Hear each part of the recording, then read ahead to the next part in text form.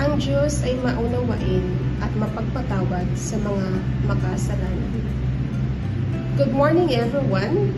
Ang Simbahang Katoliko ngayon ay nagdiriwang na ika-5 linggo ng Kwaresma, ang huling linggo bago sumapit ang mahal na araw. Sa ating Ebanghelyo ngayon, may dinala kay Jesus ang mga eskriba at ang mga Pariseo na isang babaeng nahuli sa pakikiapid.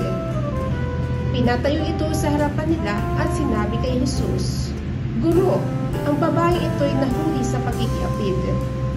Ayon sa kautusan ni Moises, dapat batuhin hanggang sa mamatay ang mga gaya niya. Ano ang masasabi mo?"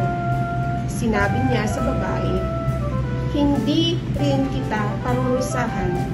Humayo ka at huwag nang magkasala." Sa Ebanghelyo, nagpapatunay na ang Diyos ay Panginoon na matuwid at maawain dahil pinatawad ng Diyos ang babaeng nagkasala sa pakikiapid.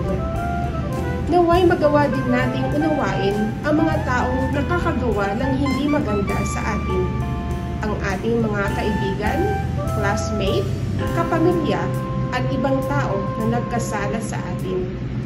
Kahit sila'y nagkasala, madalas ay meron mabigat na dahilan kaya sila ay nakagawa ng masama.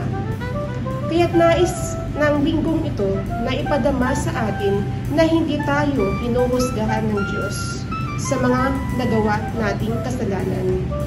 Bagkus kung paano ang Diyos magmahal at unawain tayo at kaawaan upang hindi na tayo magkasala. Ito rin ang dapat gawin natin sa ating kapwa na nagkakasala sa atin, ang patawarin sila.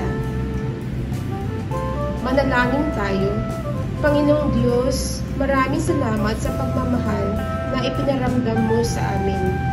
Naway hinuwin mo kami sa aming pagkakasala at mapatawad namin ang mga taong nagkakasala sa amin. Amen.